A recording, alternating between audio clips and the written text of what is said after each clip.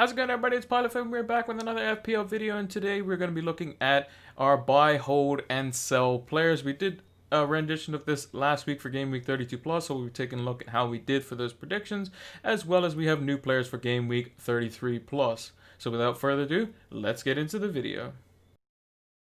So these are the players that we chose to buy, hold, and sell in Game Week 32 Plus. We had Martial. He ended up with 3 points. It's a bit unfortunate that he didn't get on the score sheet, obviously scoring a hat-trick last week. You can't expect him to do it every week. I still think he's going to be a great asset going forward, and it's the cheapest of the United attackers for the time being. And Raul Jimenez only got 2 points. He was bound to blank at some point. He does have Arsenal coming up this week, so if you're potentially on a free hit, you may be looking to get him out of the team just for the 1 week.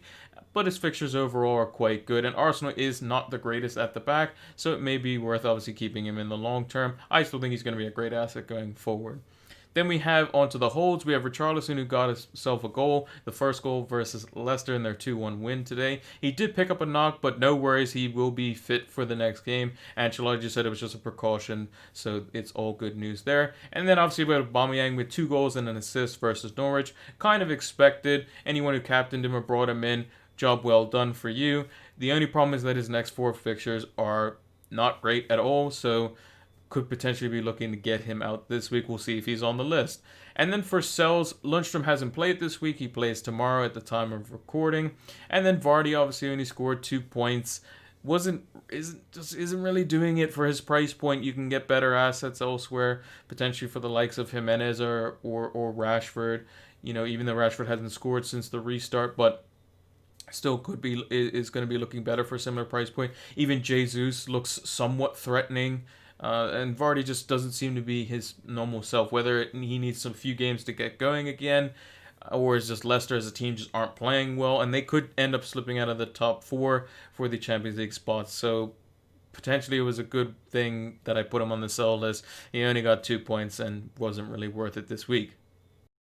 The first player on our buy list is obviously Kevin De Bruyne. Some people potentially took him out for the 2 games that were tougher fixtures on paper, but he is obviously going to be one of the most, if not the most nailed person for Manchester City's lineup, game in, game out, apart from Ederson. He's the first player to obviously amass over 200 points, getting 201 through his 10 goals and 19 assists. That's 29 goal involvements this season, which is absolutely insane.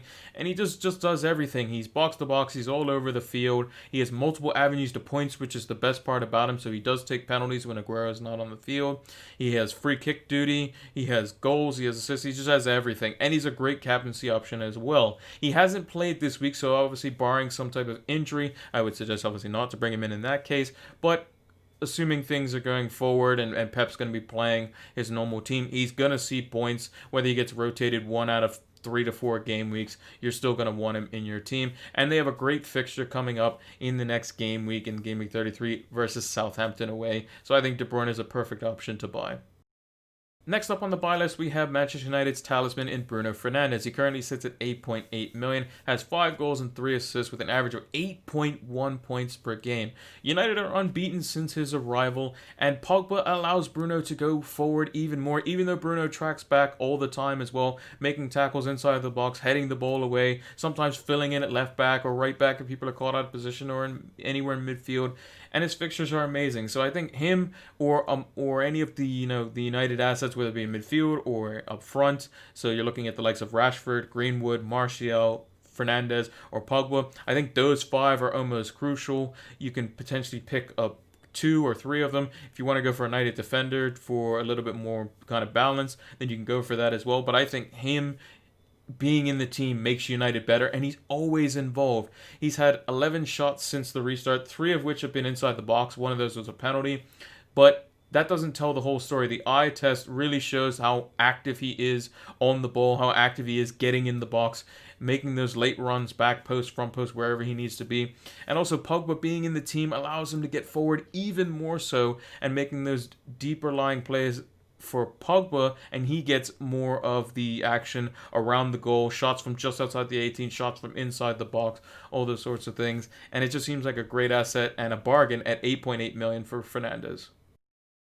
Next, we have Mohamed Salah on the hold list. Now, he currently sits at 12.6 million. He has 197 points for the season. He has 17 goals, 7 assists, so that's a total of 24 goal involvements. And he's 33.6% owned. And he does have a crazy average of 7.3, especially with his ownership. This is going to be obviously a great asset going forward still, assuming Liverpool don't rotate. He has Aston Villa at home after Man City, so whatever he does in the Man City game, barring an injury of some kind, I think it's still worth keeping him for at least the next 3 fixtures in Gameweek 33, 34, and 35, all of which are captaincy options for both him and Mane if you have him. And he's just, I don't think he's a potential rotation risk, although Klopp has said that, it's going to be tough and all these sorts of things, but you can almost assure that Salah and Mane are probably going to play at least 2 out of those 3 games from the start, even if they come off the bench. Salah, back in the 2017-2018 season, only played, I think it was under 30 minutes versus Stoke, and came on and scored a brace off the bench.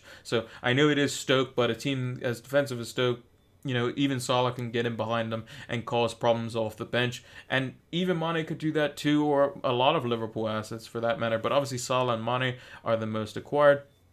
And I think you should be definitely hanging on to Salah, barring some injury or massive rotation, which would be indicated in their game versus Manchester City tomorrow. Next up on the hold list, we have Danny Ings from Southampton. He's at 7.3 million as a forward right now. He has 166 points and has 26.1% ownership, but he's amassed 18 goals. He's one behind in the Golden Boot race, which is obviously insane, and he averages 5.2 points per game.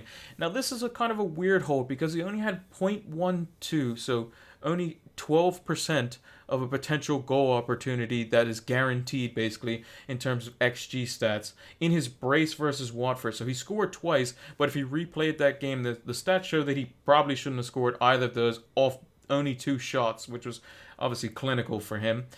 In his next game is Man City. The game after that is Everton away. A couple of games that might not seem, great. However, City is very defensively weak, as well as Everton can concede goals. They aren't obviously invincible either. And he just came off a really good score, and he just seems to be doing it against anyone he goes up against. He's the most nailed on as far as you can get for attackers for Southampton, and he's the most clinical finisher on the team, so they're going to keep playing him, and he's effectively undroppable. So I think hanging on to him to just go through those couple of fixtures, and even if he gets a return every other game week for the rest of the season, I think that's still worth it. So I'm thinking that holding Danny Ings for the time being, obviously, like I said, all of these are barring some type of injury in their next game or something like that, but I think holding him at least for the next game week versus Man City at home is definitely going to be worth your while. Next up, we have Pierre Emerick Aubameyang on the sell list. That's right, the sell list. Now, he may have just scored 16 points in Game Week 32, and he may be tied for the Golden Boot at the moment, but this 11 million forward probably has seen his last good run of fixtures until Game Week 37 or 38. His next 4 are not good at all, and if you want to basically bring in those Man City assets, I think he's probably the one that has to go. The next 4 fixtures, Wolves away, not great. Leicester at home, can be okay, but probably not great. Tottenham away, he's against one of the considered big 6, and it's a derby, so anything could potentially happen. And then Liverpool at home, obviously against the champions, is going to be a struggle as well. You're not probably going to captain him in any of those games either, so it's probably not worth having someone invested in that much amount of money when you can get someone who's a lot cheaper, who's got way better fixtures, like Rashford as an example, who's going up against Bournemouth this week. You have Jesus, who has Southampton away, potentially a very good fixture there. And then you have much cheaper forwards as well that can also be thrown into the mix, and is something that could be just a better option going forward. Arsenal also did score 4 goals against Norwich, who are bottom, so that was kind of expected. However, 3 of them you could have considered, well, definitely 2 of them, and the ones that Aubameyang scored, were off of mistakes. Krul fumbling around with the ball and not clearing it when he should have down the back, and then missed passes around the goal resulted in Aubameyang basically getting open and scoring for his second.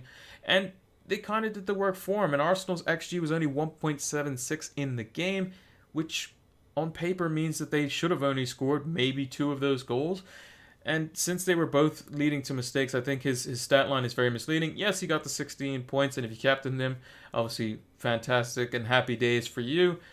But I just don't think going forward he's going to be a very good asset, especially at his price point.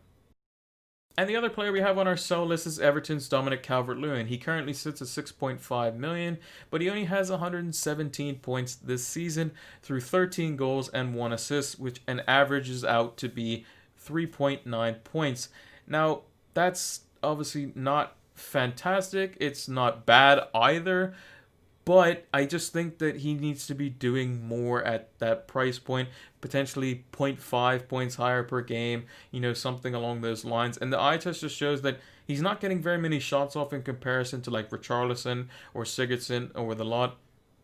And I think it's kind of a tough one considering he is a cheaper player and there's not really that much alternatives unless you're going for like a super cheap front line or a super expensive front line that you would look to replace him. His next 3 fixtures aren't great. Tottenham away, not guaranteed anything there. Southampton at home is probably the best of the 3, which you might be able to see something there, but Southampton have been quite resilient in the games that they play. And then Wolves away. Wolves have a very strong defense, so it's not like he's going to get something there either.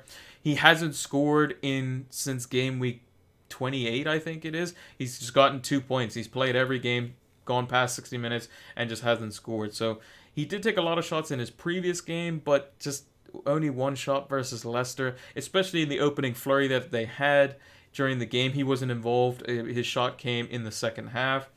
And he could be just a replacement if you're looking for a cheap Man United option in Mason Greenwood, who's 4.3. That saves up 2 point something million depending on price changes, and then you're looking at basically getting in a City asset or maybe upgrading to a Liverpool asset or more Man United assets, whatever you're kind of looking for, and he may be the one to kind of go, because just looking forward, I think Richarlison is the only one you can really make an argument for. Maybe even their defense in like Luca Digne or even Gordon, who's impressed as well. He just doesn't seem to be doing it for me, and I think it might be time to sell Dominic Calvert-Lewin. And that's going to wrap it up for this video. I hope you all enjoyed it. Make sure to leave a comment down below as to who you are planning on buying, holding onto, or selling ahead of Game Week 33 plus.